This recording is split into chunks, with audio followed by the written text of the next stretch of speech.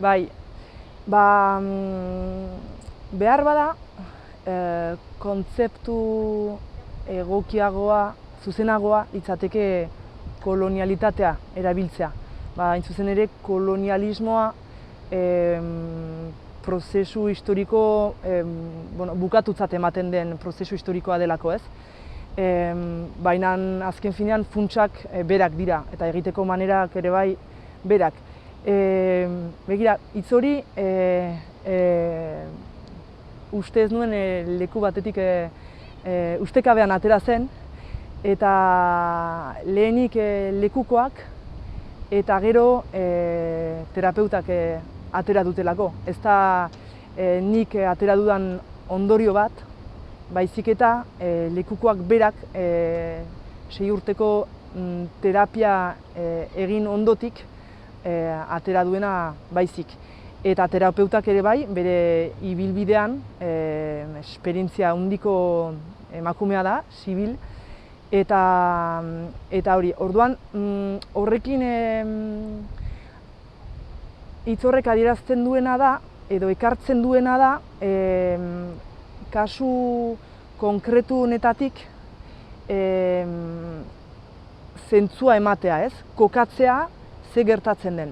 Alegia, ez da gaixotasuna pairatzen duen, edo gaixotasun ez ezagun bat pairatzen duen gizabanako isolatu bat.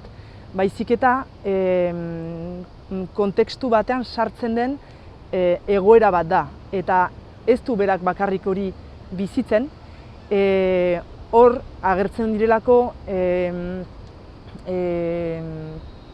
podere harremanak azken finean, eta gizabanakoak eta lekuko honek berak bakarrik ordura arte, terapia hasi arte, berak bakarrik bere txokoan eta egunerokoan bizi izan duen sufrimendu, sufrikario hori azken batean askoz ere goragotik datorren zerbait delako, ez?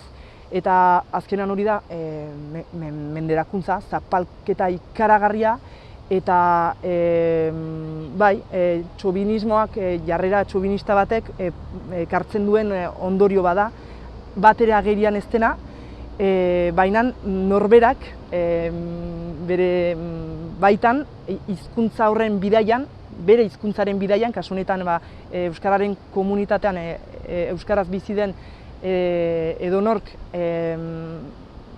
ulertzen alduen lekukotasun bada horretatik, zeren eta agertzen diren, kasu honetan, beraz, kolonialitateak eragiten dituen ondorio horiek, ekartzen dituen emozioak eta liburuak eta lekukoak agertzen dituen emozio horiek guztiak zabaltzen dira euskal komunitate osora. Eta hori da azkenean kasu honek erakusterat ematen diguna, eta terapeutak berak erraten diguna, poderea dagoen leku batetik hizkuntza estirpatzea, hori ez du nornaik egiten al, ez du poderik ez daukan norbaitek egiten al. Hor daude instituzioak, hor dago estatu bat, beste komunitate bat zanpakatzen eta berea erabat inposatzen duena, ez?